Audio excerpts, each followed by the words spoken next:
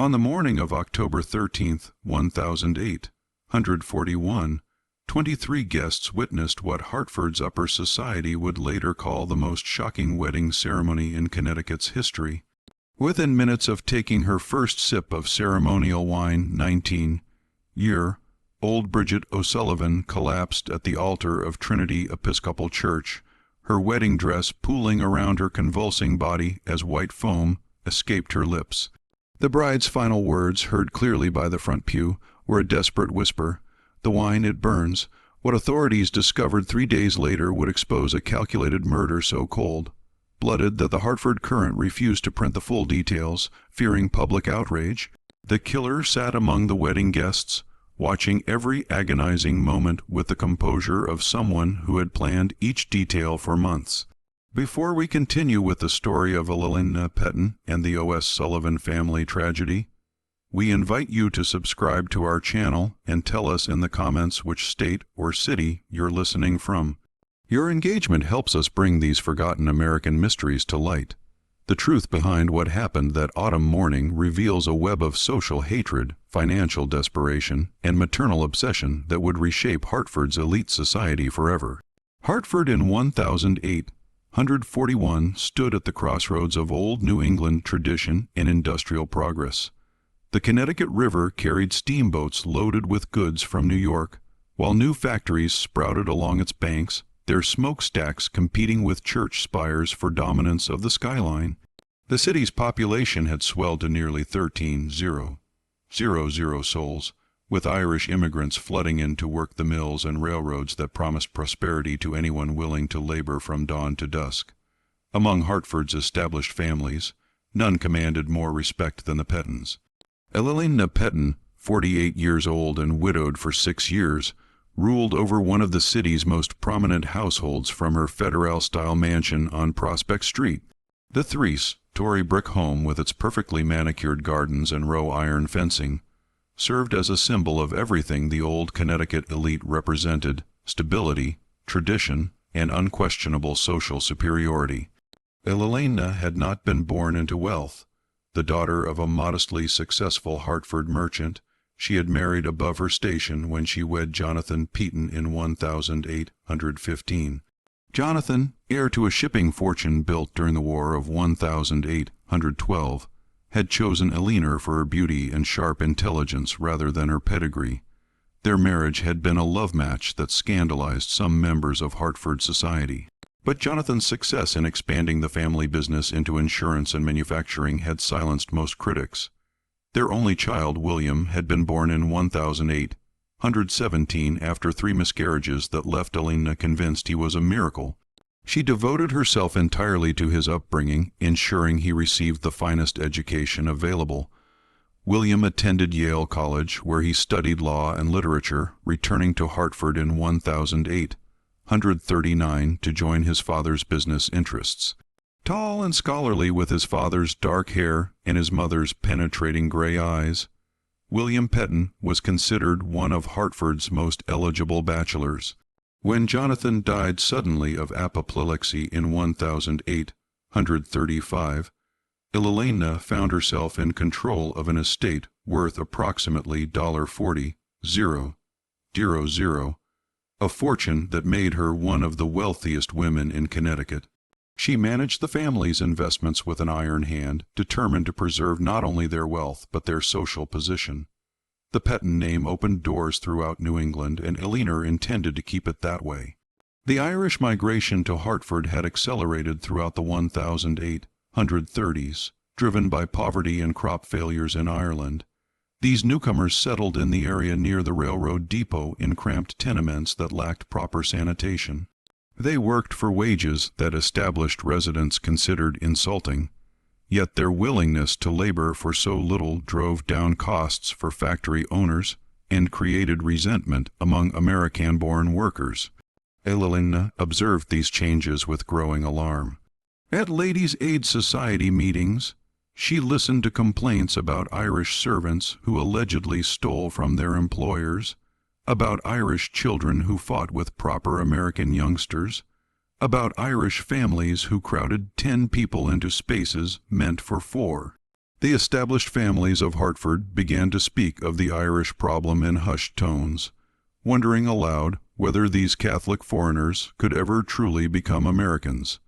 Into this atmosphere of social tension came the O'Sullivan family. In late 1839, Patrick O'Sullivan, a widower of 38, had brought his 4 children to Hartford after hearing of work opportunities in the city's expanding mills. His eldest daughter, Bridget, was 17 when they arrived. A striking young woman with auburn hair and emerald eyes that seemed to capture light even in Hartford's gray winter months. Patrick found work as a supervisor at Colt's patent firearms manufacturing company, where his experience with machinery in Dublin's textile mills proved valuable. The salary allowed him to rent a small but respectable house on Front Street, closer to Hartford Center than most Irish families could afford. Bridget took a position as a seamstress in one of the better-dressed shops on State Street, where her skill with delicate fabrics and her ability to speak without a heavy brogue made her popular with customers. It was at Wadsworth Atheneum's public lecture series that Bridget first encountered William Pettin. The lecture, delivered by a visiting professor from Harvard on the topic of American literature, had drawn Hartford's intellectual elite. Bridget attended because her employer, Mrs. Catherine Hendress, had encouraged her Irish employees to better themselves through education and culture. William noticed her immediately, seated in the back section reserved for working people. Bridget listened with an intensity that impressed him. When the lecturer opened the floor for questions, she raised her hand to ask about the influence of Irish poetry on American writers, a question so thoughtful and well articulated that several people turned to look at her with surprise. After the lecture, William approached her as she gathered her cloak. "That was an excellent question about Irish literary influence," he said, removing his hat. "I'm William Pettin. I don't believe we've been introduced." Bridget's cheeks colored slightly, but her voice remained steady. "Bridget O'Sullivan, Mr. Pettin. I'm pleased to make your acquaintance." They walked together toward State Street, talking about books and ideas with an ease that surprised them both. William learned that despite her limited formal education, Bridget had read voraciously, everything from Shakespeare to contemporary American authors. She had borrowed books from a kind priest in Dublin and continued reading whatever she could obtain in Hartford's lending libraries. When they reached the corner where their paths diverged, William hesitated. "Miss O'Sullivan, I wonder, would you care to attend next week's lecture? It's to be about American history, and I suspect you might find it interesting." Bridget's smile transformed her entire face. "I would enjoy that very much, Mr. Pettin." Their courtship began quietly, carefully. William understood the social implications of his interest in an Irish working girl, but Bridget's intelligence and grace convinced him that such considerations were petty and unworthy. They met for walks along the Connecticut River, attended lectures and cultural events, and discovered a compatibility that transcended their different backgrounds. Eleanor remained unaware of these developments for nearly 6 months. William had always been discreet about his personal affairs, and she assumed his frequent absences from home reflected his dedication to business matters or social obligations with young men of his own class. The revelation came on a humid afternoon in July 1840. Eleanor had decided to surprise William with a visit to his office at the Pettin building on State Street, bringing him cold lemonade and news of an invitation to the governor's summer reception. As she climbed the stairs to the second floor, she heard voices from behind his office door, William's familiar baritone and a woman's voice she didn't recognize. "My mother will never accept this," William was saying. "But I don't care about her approval anymore, Bridget. I love you, and that's what matters." Eleanor froze on the landing, her hand gripping the lemonade pitcher so tightly her knuckles went white. "Your family's position in society," the woman replied, her voice carrying a slight Irish accent that made Eleanor's blood run cold. "I don't want to be the cause of trouble between you and your mother, William. She sacrificed so much for you. "You don't understand," William said firmly. "She's controlled every aspect of my life since Father died, whom I should marry, where I should live, how I should spend my time. I'm 23 years old, and I've never made a single important decision without her approval. That ends now." Evelina pressed herself against the wall, her heart pounding so hard she feared they might hear it through the door. "When will you tell her about us?" the woman asked. "Soon, very soon. I want you to meet her properly as my intended bride. She'll see what I see in you, your intelligence, your kindness, your strength. She'll have to accept that I've chosen the woman I want to spend my life with." The sound of a chair scraping across the floor sent Evelina fleeing down the stairs, abandoning the lemonade on the landing. She reached her carriage in a state of near panic, ordering her driver to take her home immediately. During the brief ride to Prospect Street, her shock gave way to a rage so pure and consuming that she felt physically ill. An Irish girl, her William, heir to the Peaton fortune and name, was planning to marry an Irish immigrant. Everything she had worked for, everything she had sacrificed and schemed to preserve, would be destroyed by this. This nobody, who had probably seduced her innocent son with calculated charm. That evening, William came home for dinner, appearing more cheerful than he had in months. Elinor watched him carefully, noting the way he hummed under his breath while carving the roast, the satisfied smile that played at the corners of his mouth. She wanted to confront him immediately to demand an explanation. But her years of social maneuvering had taught her patience. She needed information before she could act effectively. "You seem in excellent spirits tonight, William," she said, keeping her voice light. "Do I? Well, I suppose I am. I've been thinking about making some changes in my life, important changes." "Oh, what sort of changes?" William set down his fork and looked directly at her. "Mother, I've met someone, a young woman of exceptional character and intelligence. I believe she might be the person I want to marry." Evelina's hand trembled slightly as she reached for her water glass. "How wonderful, dear. Anyone I know, no, but I'm eager for you to meet her. Her name is Bridget O. Sullivan, and he paused as if gathering courage. "She's from Ireland originally. Her family came to Hartford 2 years ago." The water glass slipped from Evelina's fingers, shattering against her plate. "Oh, how clumsy of me," she said, rising to ring for the servants. "You said, oh, Sullivan, an Irish family." "Yes, her father works at Colt's factory, and she's employed at Mrs. H. Ricks's dress shop."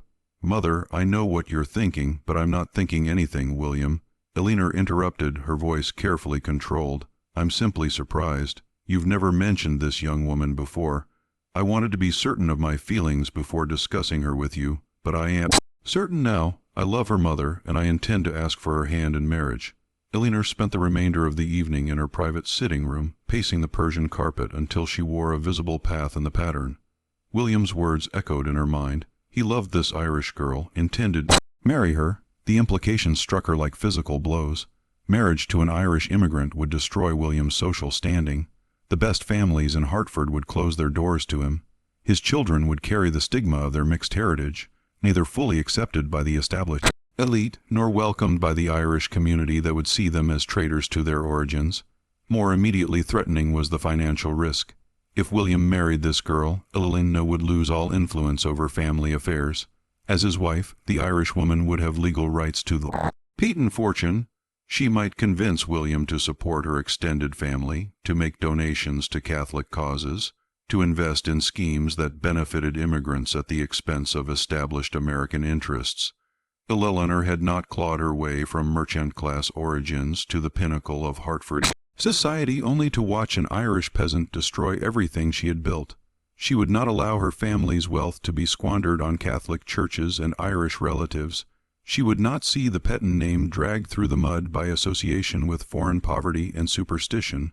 Over the following weeks, Elinor conducted a careful investigation of the O'Sullivan family. She learned that Patrick O'Sullivan was considered a reliable worker, but had been involved in labor discussions that some viewed as potentially subversive. Bridget was well regarded by her employer and customers, but several society matrons whispered about the impropriety of an Irish girl putting on airs above her station. Evelina also discovered that the O'Sullivans attended Mass at Holy Trinity Church, the Catholic institution that many Protestant Hartford residents viewed with suspicion and distrust. The thought of her grandchildren being raised as Catholics owing allegiance to a foreign pope filled her with horror. As summer turned to autumn, William's relationship with Bridget deepened. He brought her to a few public events, introducing her to his friends with obvious pride and affection. Elena watched from a distance as Hartford society reacted with polite surprise that quickly gave way to whispered speculation. The breaking point came in early September when William announced his intention to formally propose. "I've spoken with Mr.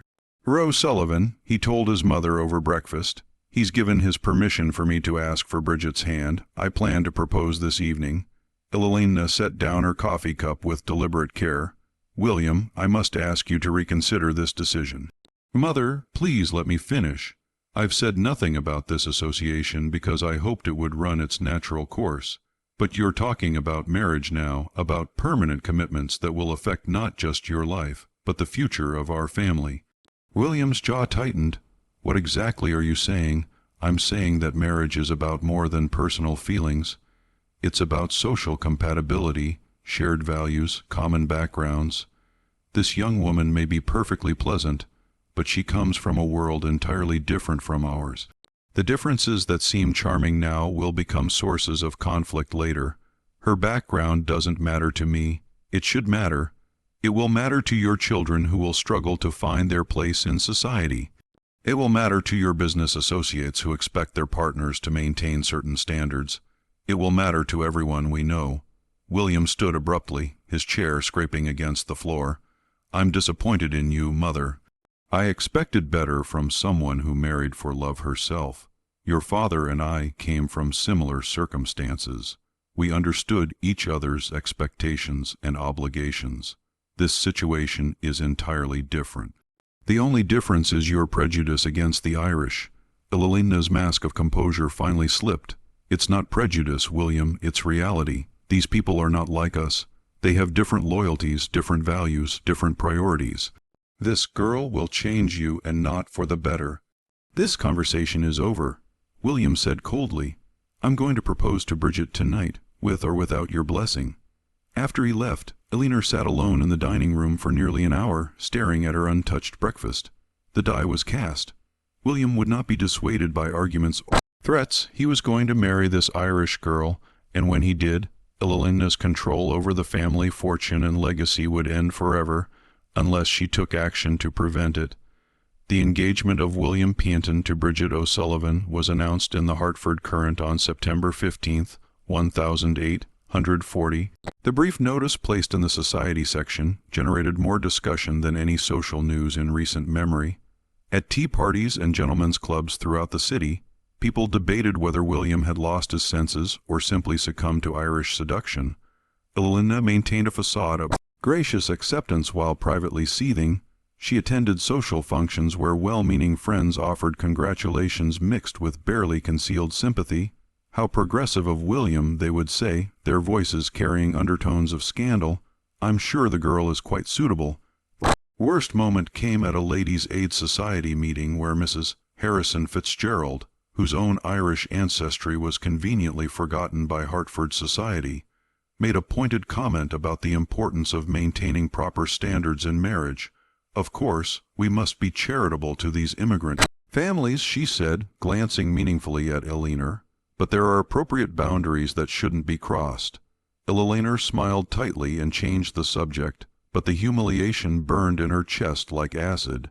She was being pied, patronized by women who had once deferred to her social position. The Petton name, which had opened every door in Connecticut, was becoming a source of whispered gossip and snide commentary.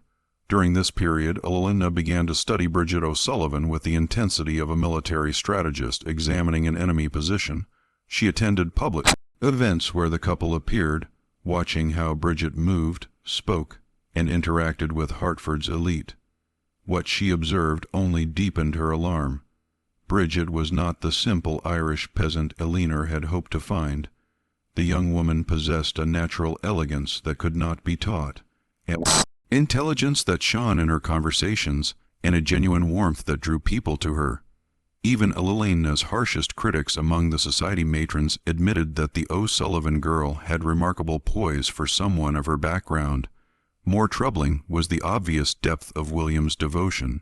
He looked at Bridget with an adoration Elena had never seen from him before. When they walked together, he unconsciously matched his longer stride to hers. When she spoke, he listened with complete attention.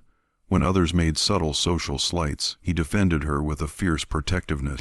That reminded Elena uncomfortably of how Jonathan had once defended her against similar treatment.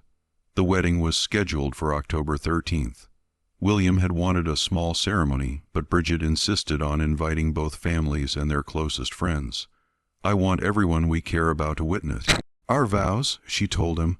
"I don't want anyone to think we're ashamed of our marriage or trying to hide it." Elena realized that a public wedding would make her humiliation complete. Every prominent family in Hartford would attend, if only to satisfy their curiosity about the Irish bride. Ceremony would be discussed and dissected for months, cementing the Petton names association with social degradation. As September passed into October, Elena's desperation grew. She considered various strategies for disrupting the wedding plans.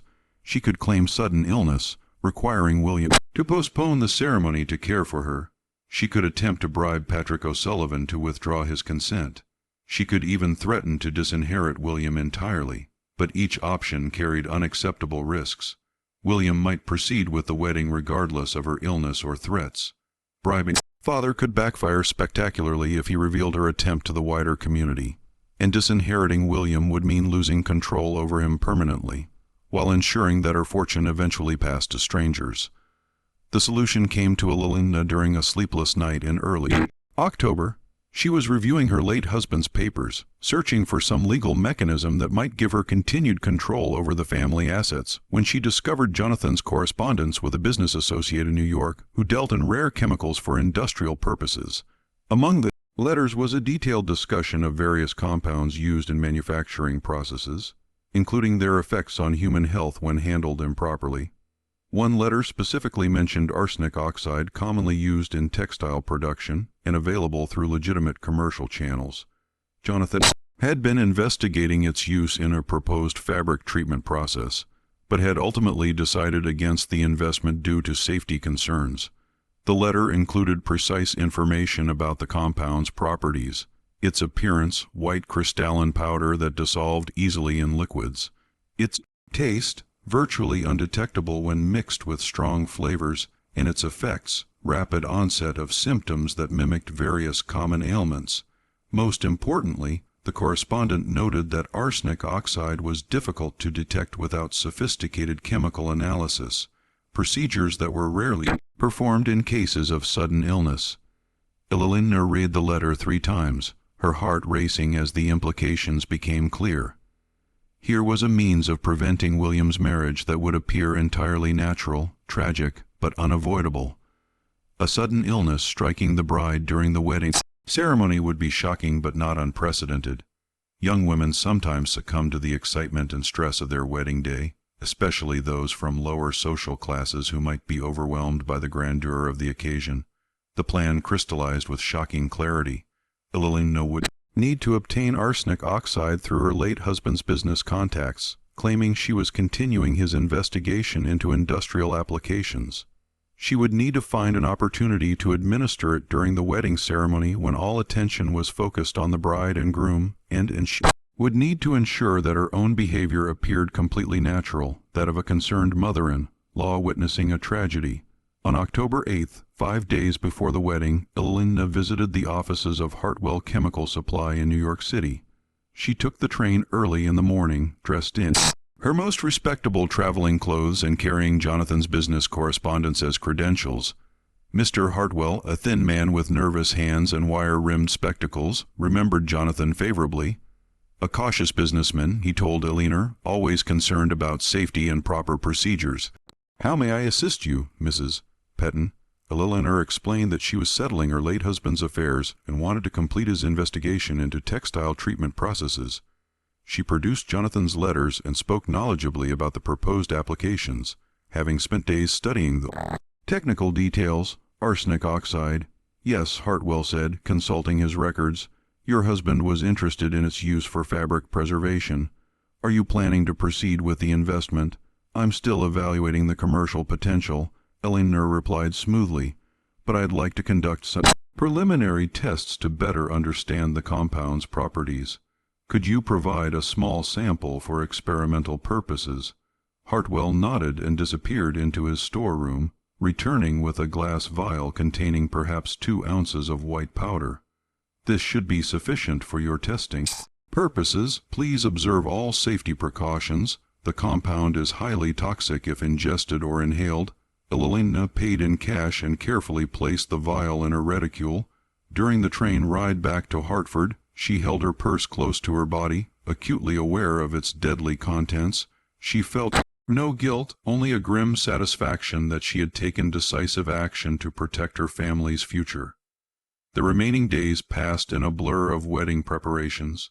Bridget had engaged Elena's help in planning the reception, a gesture of goodwill that Elena found simultaneously touching and infuriating.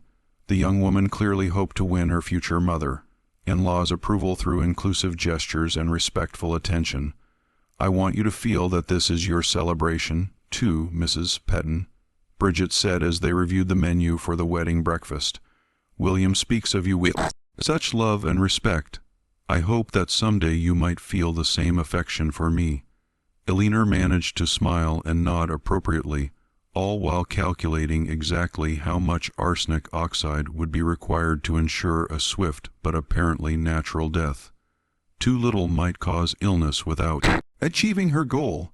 Too much might create obvious symptoms that would raise suspicions. Based on Jonathan's correspondence and her own research in medical texts borrowed from Hartford's library, Elena determined that approximately 1/2 teaspoon of the powder dissolved in wine would be sufficient. The symptoms would begin within minutes and progress rapidly, mimicking the effects of extreme excitement or heart failure. On the morning of October 13th, Elena awoke before dawn with a clarity of purpose she had not felt in months. Every detail of the plan had been rehearsed in her mind dozens of times. She knew exactly when and how she would act, and the knowledge filled her with grim determination. The wedding ceremony was scheduled for 11:00 at Trinity Episcopal Church, followed by a reception at the Petton mansion. Elena had volunteered to oversee the refreshment preparations, a responsibility that would give her complete access to the ceremonial wine that would be served to the bride and groom during the blessing. She dressed carefully in her finest dark blue silk gown, adding the pearl necklace Jonathan had given her on their own wedding day. Her reflection in the bedroom mirror showed a woman of dignified composure, every inch the respected Hartford matron attending her son's wedding. No one looking at her would suspect the deadly purpose that drove every measured movement. The arsenic oxide was hidden in a small silk sash sewn into the inner pocket of her dress. The powder had been carefully measured and prepared the night before, ready to be dissolved in wine at the crucial moment. Elena had practiced the motion dozens of times, ensuring she could empty the sachets' contents quickly and naturally while appearing to adjust the wine service. At 9:00, Elena arrived at Trinity Church to supervise the final preparations. The Gothic Revival building, with its soaring spire and stained glass windows, had been decorated with autumn flowers and ribbons in shades of gold and burgundy. Bridget's limited budget had not allowed for elaborate decorations, but the simple arrangements possessed an understated elegance that even Elena grudgingly admired. Father Matthews, the elderly Episcopal priest who would officiate, greeted Elena with respectful warmth. "Mrs. Petton, how lovely to see you. I understand you've been instrumental in organizing today's celebration." "It's my pleasure, Father," Elena replied smoothly. "This is such a joyous occasion for our family." She moved efficiently through the church, checking flower arrangements and supervising the placement of chairs for the reception. Her true focus, however, was on the communion table where the ceremonial wine would be placed. The heavy silver chalice, a wedding gift from Elena to the couple, sat ready for the blessing that would follow the exchange of vows. The wine itself was stored in the church vestry, along with the other refreshments that would be served after the ceremony. Elena had specifically requested that a bottle of their finest French vintage be opened for the occasion. explaining to Father Matthews that she wanted William and Bridget to begin their marriage with the best of everything. At 10:30, the first guests began arriving. Elena positioned herself near the church entrance, greeting each arrival with perfect social grace. She watched Patrick O'Sullivan escort his 3 younger children to their seats, noting how the man had clearly spent considerable money on new clothes for the occasion. His obvious pride in his daughter's marriage to a Petton stirred Elena's anger arish. Members of Hartford's elite arrived in elegant carriages, their expressions carefully neutral as they took in the mix of social classes represented among the guests. Elena observed their subtle reactions, the way they nodded politely to the Irish families while maintaining careful distance. The social dynamics she had predicted were already playing out exactly as expected. William arrived at 10:45, accompanied by his friend Charles Whitman, who was serving as best man. Elena felt a pang of genuine love as she watched her son adjust his cravat nervously and speak in low tones with Father Matthews about the ceremony's progression. He looked handsome and happy, blissfully unaware that his mother was about to save him from the greatest mistake of his life. At precisely 11:00, the church bells began to toll, and Bridget appeared at the rear of the nave. Eleanor's breath caught in her throat despite herself. The young woman was genuinely beautiful, her auburn hair arranged in an elegant style that complemented the simple but perfectly fitted white gown she had sewn herself. She carried a bouquet of white roses and baby's breath, and her face glowed with happiness that seemed to illuminate the entire church. Patrick O'Sullivan walked proudly beside his daughter, his hand resting gently on her arm. As they processed down the aisle, Eleanor noticed how many of the guests smiled involuntarily at the sight of the radiant bride. Even some of Hartford's most socially rigid matrons appeared touched by Bridget's obvious joy and dignity. The ceremony proceeded with traditional Episcopal solemnity. Father Matthews spoke about the sacred nature of marriage, the importance of mutual respect and devotion, and the blessings that awaited couples who built their union on firm spiritual foundations. William and Bridget exchanged vows in clear, confident voices, their eyes never leaving each other's faces. Elena watched from the front pew, her hand resting over the hidden sash of poison. Soon, she told herself, very soon this travesty would be over, and William would be free to make a proper marriage with someone of his own class and background. Following the exchange of rings, Father Matthews moved to the communion table to begin the blessing of the wine. This was Elena's moment. She rose from her seat with practiced grace and approached the altar ostensibly to assist with the ceremonial service as mother of the groom. "Allow me to help prepare the wine, Father," she said quietly, moving to stand beside the silver chalice. The priest nodded appreciatively and turned to address the congregation about the significance of sharing wine as a symbol of the couple's new union. While he spoke, Elena's fingers found the sash in her dress pocket. With movements perfected through countless rehearsals, she emptied the white powder into the chalice and used a silver spoon to stir it gently into the deep red wine. The arsenic oxide dissolved completely, leaving no trace of its presence. The wine maintained its rich color and would taste no different than before, at least not to someone drinking it in the emotional excitement of their wedding day. Father Matthews completed his remarks and lifted the chalice ceremonially. "William and Bridget, please step forward to share the wine of commitment, symbolizing your promise to support each other through all of life's joys and sorrows." Elena returned to her seat, her heart pounding so hard she feared others might hear it. William and Bridget approached the communion table, their hands joined and their faces radiant with happiness. Everything was proceeding exactly according to plan.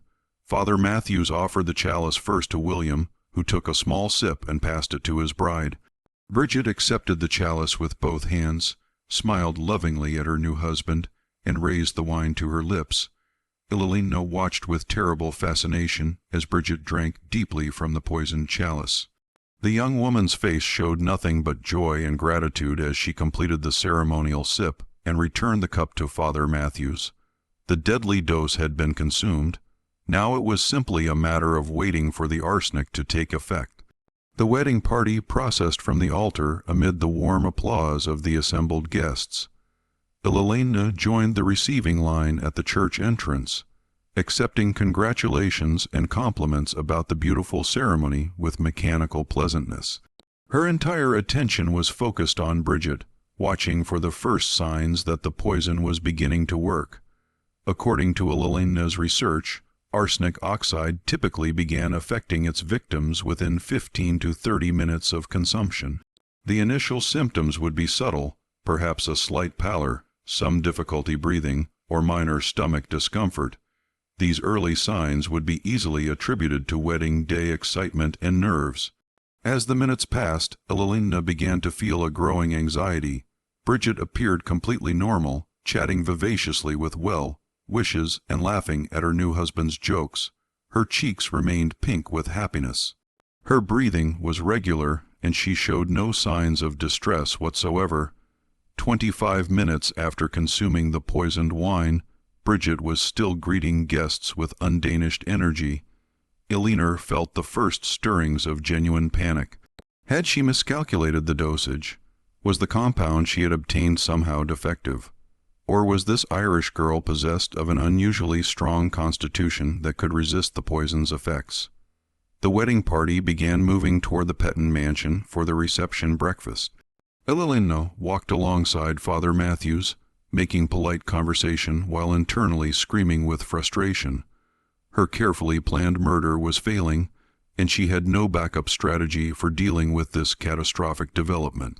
At the mansion, the guests gathered in the main drawing room and adjoining dining room, which had been decorated with more autumn flowers and set with Elena's finest china and crystal. A lavish breakfast spread awaited the party.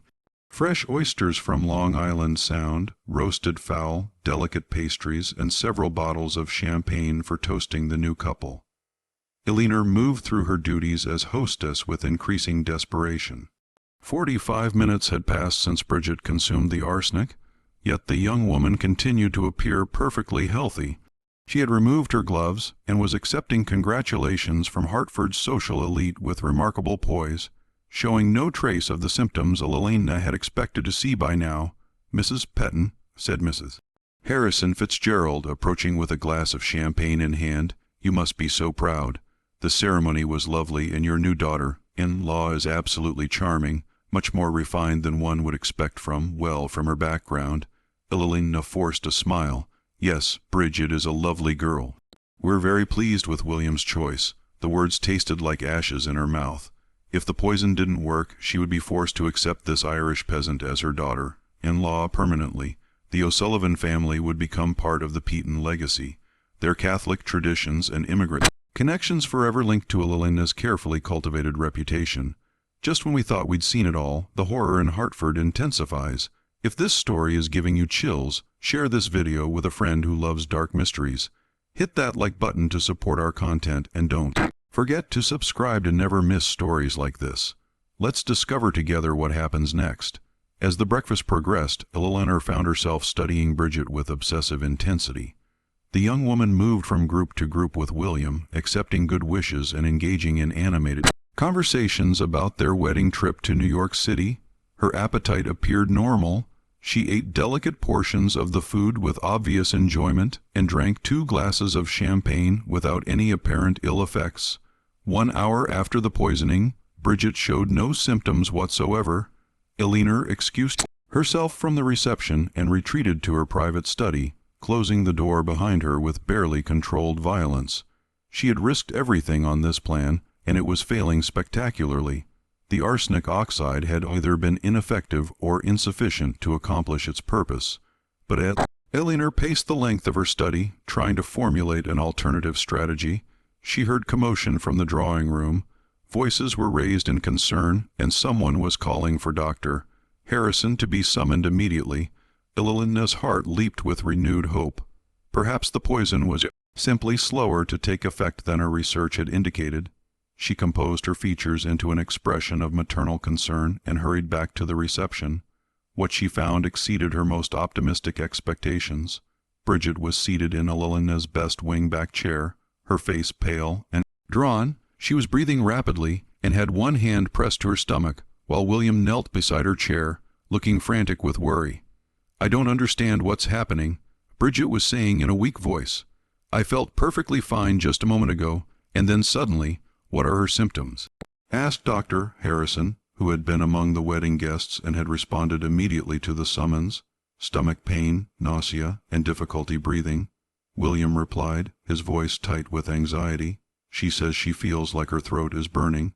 Dr. Harrison, a distinguished man in his 60s, had served Hartford's elite families for decades, immediately began examining Bridget. He checked her pulse, looked into her eyes, and asked detailed questions about when the symptoms had begun and how they were progressing. Elelina moved closer, feigning maternal concern while internally celebrating the poison's delayed but apparently effective action. "Dr. Harrison, is there anything we can do? Should we move her upstairs where she might be more comfortable?" "No, don't move her yet." The doctor replied grimly. "Mrs.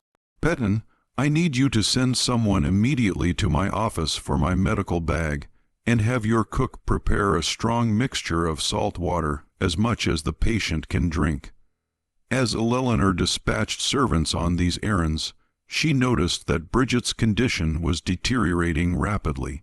The young woman's breathing had become labored, and beads of perspiration dotted her forehead despite the cool October air. Her hands trembled as she gripped the arms of the chair, and when she tried to speak, her voice came out as barely more than a whisper. "The wine," Bridget managed to say, looking directly at Eleanor with eyes that seemed unnaturally bright. "The wine at the church. It tasted strange." Eleanor's blood turned to ice. Had Bridget somehow detected the poison's presence, or was this simply the confused rambling of someone whose mind was being affected by arsenic toxicity? "What do you mean, dear?" Eleanor asked, keeping her voice steady. "The wine was from our finest vintage. Perhaps you're simply overwhelmed by all the excitement of the day." But Dr. Harrison had gone very still at Bridget's words. He looked up sharply, his experienced eyes moving from the bride to Eleanor and back again. "Mrs. Petton," he said carefully, "exactly what wine was served during the ceremony?" "French vintage from our private cellar," Eleanor replied. "The same wine we've served at family celebrations for years. Surely you don't think—" "I think," Dr. Harrison interrupted, "that we may be dealing with something more serious than wedding day nerves." He turned to William, who was holding Bridget's hand and murmuring reassurances. "Mr. Petton, I need you to send someone to Trinity Church immediately. Have them bring back the chalice that was used for the wine blessing and any remaining wine from the bottle that was opened for the ceremony."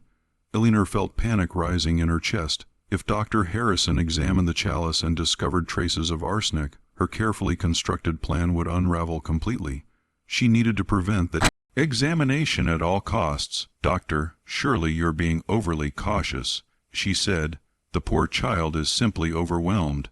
Perhaps if we moved her to a quiet room, Mrs. Petton," Dr. Harrison said with quiet authority, "I've been practicing medicine for 37 years.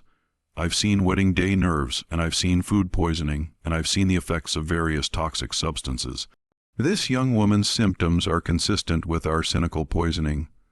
The words fell into the drawing room like stones into still water, creating ripples of shock and disbelief among the assembled guests. Several women gasped audibly while the men moved closer to hear Dr. Harrison's diagnosis more clearly. William's face went white. "Poison? That's impossible. How could Bridget have been poisoned? She's eaten and drunk nothing that wasn't served to everyone else." "Not everyone else drank from the ceremonial chalice," Dr. Harrison pointed out grimly. "Only the bride and groom shared that wine, and you, Mr. Petton, show no symptoms of distress." Eleanor realized with growing horror that the doctor was systematically eliminating other possible sources of poisoning, focusing inevitably on the one moment when Bridget had consumed something different from the other guests. Her mind raced frantically, searching for some way to deflect suspicion. Perhaps the arsenic came from somewhere else entirely, she suggested desperately. These old buildings sometimes have lead pipes or other sources of contamination. But even as she spoke, Eleanor could see that Dr. Harrison wasn't convinced. His sharp eyes were studying her with an intensity that made her feel exposed and vulnerable. Behind his professional demeanor, she could sense a growing suspicion that chilled her to the bone. Meanwhile, Bridget's condition continued to worsen. Her breathing had become increasingly labored, and she was now struggling to remain conscious. The bright flush in her cheeks had given way to an alarming pallor, and when she tried to speak, only incoherent whispers emerged. "We need to get her to my office immediately," Dr. Harrison declared. "Mr. Petton, can your carriage accommodate a stretcher? Time is critical if we're going to save her life." The word "save" hit Eleanor like a physical blow. She had assumed that once the arsenic took effect, Bridget's death would be swift and irreversible. The possibility that medical intervention might prevent the poison from completing its work had never occurred to her. As William organized transportation to Dr. Harrison's office, Elelena found herself trapped between desperate hope that Bridget would die before reaching medical help and growing terror that the young woman might survive to identify her poisoner. If Bridget lived, and if Dr. Harrison's suspicions continued to develop, Elelena could face charges of attempted murder. The thought of standing trial before Hartford's legal establishment, of having her reputation destroyed and her freedom taken away, filled Eleanor with a panic more intense than anything she had ever experienced. Everything she had worked for, everything she had sacrificed to achieve would be lost forever. The journey to Dr. Harrison's office took place in grim silence, with Bridget's condition deteriorating further during the short carriage ride. By the time they arrived at the doctor's practice on Main Street, she was barely conscious, and her breathing had become so shallow that William feared she might die before receiving treatment. Dr. Harrison's office occupied the ground floor of a substantial brick building with examination rooms, a small surgery, and a dispensary where he prepared medications for his patients. Elelena had visited the office several times over the years for routine ailments, but she had never seen it transformed into the scene of desperate medical intervention that greeted them now. The doctor immediately began administering treatments designed to counteract arsenic poisoning. He forced salt water down Bridget's throat to induce vomiting, hoping to eliminate any poison that remained in her stomach. When that proved insufficient, he prepared a mixture of milk and egg whites, explaining to William that these substances might help absorb toxins in the digestive system.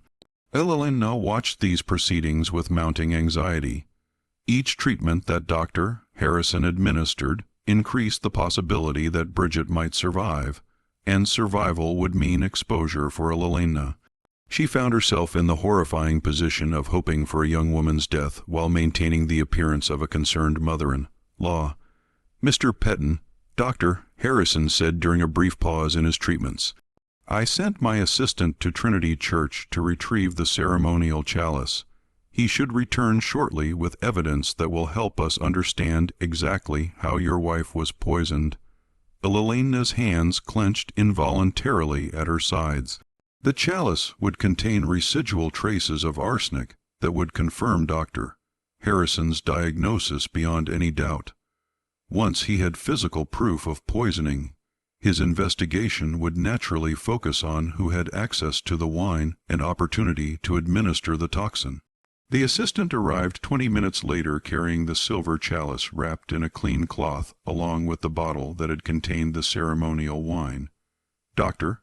Harrison examined both items carefully using chemical tests that Elelena had not known existed. "As I suspected," he announced grimly, "there are clear traces of arsenic compounds in this chalice, and the remaining wine shows similar contamination. This was not accidental poisoning. Someone deliberately added a substantial quantity of arsenic to the wine that was served to the bride." William stared at the doctor in shock. "You're saying someone tried to murder my wife, but who would do such a thing? Bridget has no enemies in Hartford." Dr. Harrison's eyes moved slowly around the room, taking in the faces of everyone present. When his gaze settled on Elelena, she felt as though he could see directly into her guilty soul. "The question," Dr. Harrison said carefully, "is who had access to the ceremonial wine between the time it was prepared and the time it was consumed." Elelena forced herself to speak calmly. Surely any number of people could have tampered with the wine, church staff, members of the wedding party, even random individuals who might have entered the building. Perhaps, Dr. Harrison replied, but arsenic oxide is not a common substance. Obtaining it would require specialized knowledge and connections to chemical suppliers. This was not a crime of opportunity. It required careful planning and deliberate preparation. The net was closing around Eleanor with terrifying speed. Dr. Harrison's methodical approach to the investigation was systematically eliminating alternative explanations and focusing attention on those who possessed both motive and means for the crime. At that moment, Bridget stirred on the examination table where she had been lying unconscious for nearly an hour. Her eyes fluttered open, and she looked around the room with obvious confusion and distress.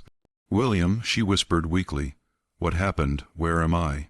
"You're in Dr. Harrison's office," William replied, taking her hand gently.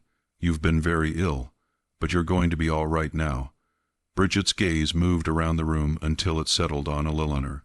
For a long moment the two women looked directly at each other, and Eleanor saw something in the young woman's eyes that made her blood run cold. "I remember now," Bridget said softly. "The wine. There was something wrong with the wine." Dr. Harrison leaned forward intently. "What do you remember about the wine, Mrs. Petton?" "It had a strange taste, not bitter exactly, but different. And I remember seeing—" Bridget paused, her brow furrowing with the effort of recollection. "I remember seeing someone near the chalice during Father Matthews's blessing, someone who shouldn't have been there." Eleanor felt the walls of room closing in around her. Bridget's memory was returning, and with it would come the identification that would destroy Elena's life forever. "Who did you see, dear?" Dr. Harrison asked gently. Bridget's eyes moved to Elena again, and this time there was no confusion in her gaze. "Mrs. Petton, I saw her stirring something into the wine while Father Matthews was speaking to the congregation." The accusation fell into the room like an explosion. William stared at his mother in shock and disbelief, while Dr. Harrison nodded grimly as if his suspicions had been confirmed. "Mother," William said in a voice barely above a whisper, "tell me this isn't true. Tell me you didn't try to murder my wife." Elena felt the last vestiges of her carefully constructed facade crumbling away. The game was over. The truth was out, and there was no longer any point in pretending innocence. She would have destroyed everything. Elena said quietly, her voice carrying a strange sense of relief at finally speaking the truth. "Your social position, the family reputation, our financial security, everything we've worked for, would have been lost to an Irish immigrant who seduced you with her foreign charm." William stepped back from his mother as if she had struck him. "You tried to kill the woman I love because of her ancestry. I tried to save you from making the greatest mistake of your life." Eleanor replied with growing defiance. "That girl will drag the Petton name through the mud of Irish politics and Catholic superstition. Your children would have been outcasts, neither accepted by proper society nor welcomed by the immigrant community that would see them as traitors. Those children would have been your grandchildren," William said, his voice breaking with emotion. "They would have been half-Irish mongrels with divided loyalties and no place in respectable society." Eleanor snapped. "I would rather see that Petton line end entirely than watch it be polluted by foreign blood and alien traditions." Dr. Harrison had been listening to this exchange with professional detachment, but now he stepped forward with quiet authority. "Mrs. Petton, I'm afraid I have no choice but to notify the Hartford Constabulary about what has transpired here. You have confessed to attempted murder in the presence of multiple witnesses." Eleanor laughed bitterly.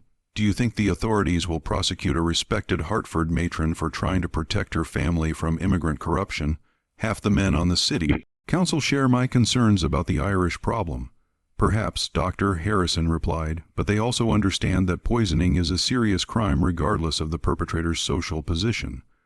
The law applies to everyone, Mrs. Petton, even wealthy widows who believe their prejudices justify attempted murder." The trial of Elena Petton began on November 20th, 1841 in Hartford Superior Court. The case attracted unprecedented attention throughout Connecticut and beyond, with newspapers from Boston to New York following every detail of the proceedings. The spectacle of a prominent society matron accused of poisoning her son's Irish bride captured the public imagination in ways that reflected the deep social tensions of the era. Judge Samuel Huntington, himself a member of Hartford's established elite, presided over the trial with scrupulous attention to legal procedure. Despite his personal acquaintance with Elena and sympathy for her social concerns, he could not ignore the overwhelming evidence against her. Dr. Harrison's testimony regarding the arsenic poisoning was supported by chemical analysis, Bridget's eyewitness identification, and Elena's own confession in the doctor's office. The prosecution, led by District Attorney Charles Morgan, presented the case as a calculated attempt at murder motivated by social prejudice and financial greed. The defendant, Morgan told the jury, placed her own narrow concerns about social status above the life of an innocent young woman whose only crime was falling in love with the defendant's son.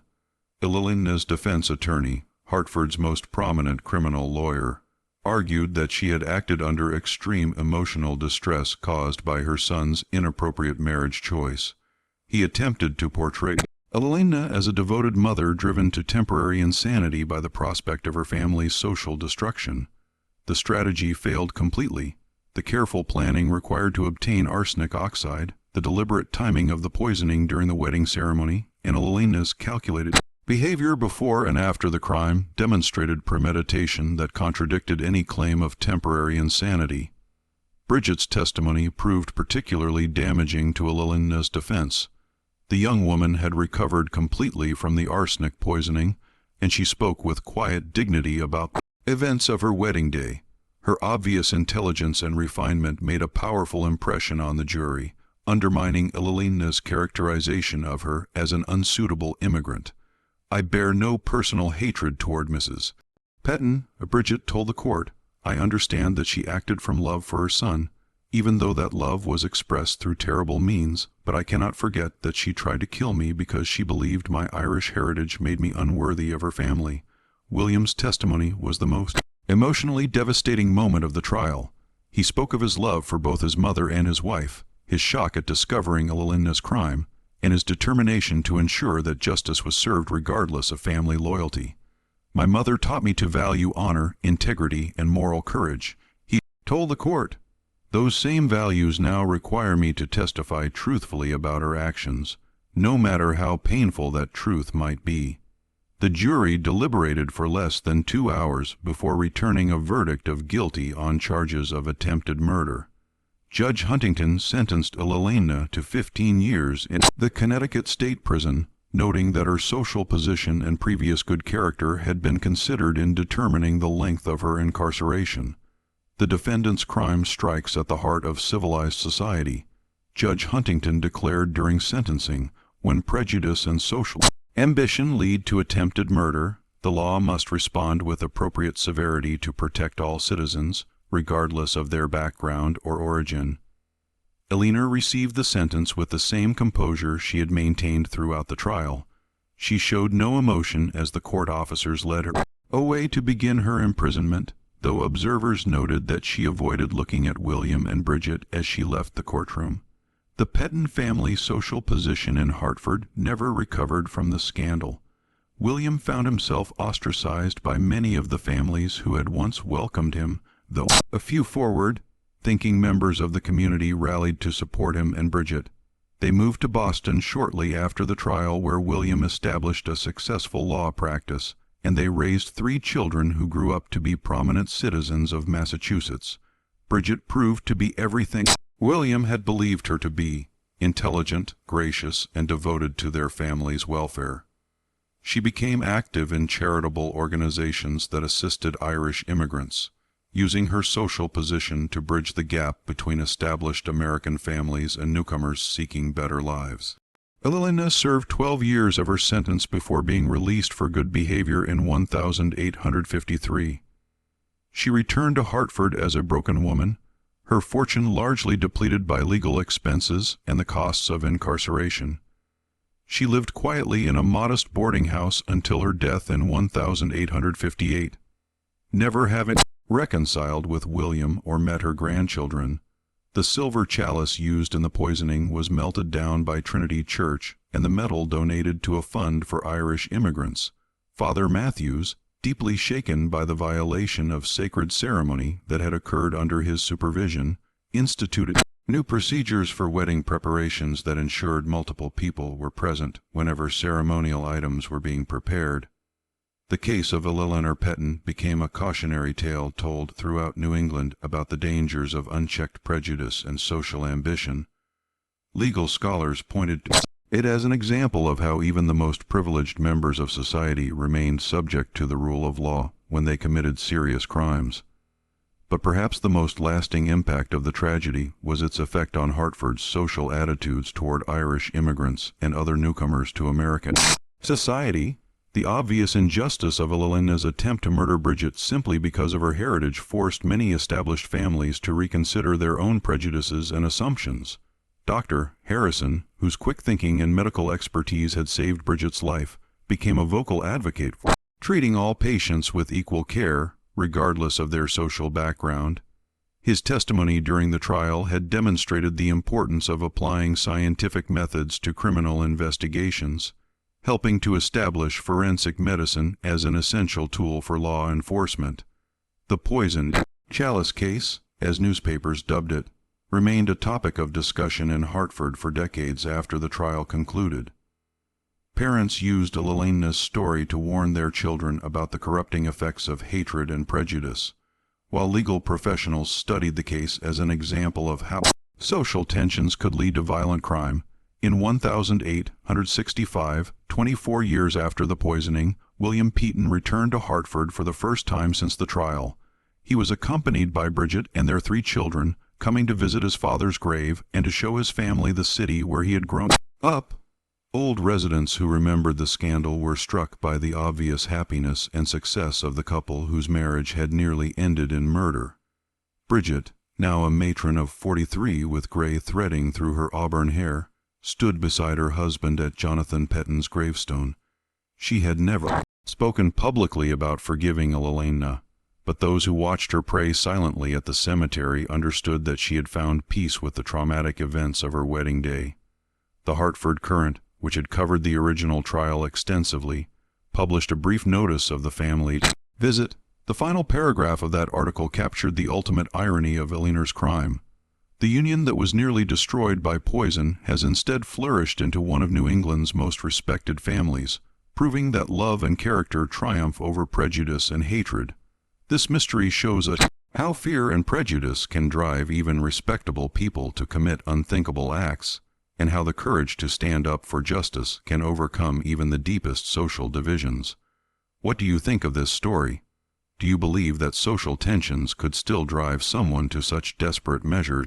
Today, leave your comment below and share your thoughts about Eleanor's motivations and ultimate fate.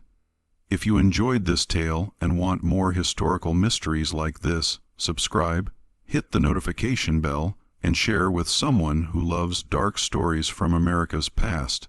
See you in the next video where we'll explore another forgotten chapter of our nation's hidden history.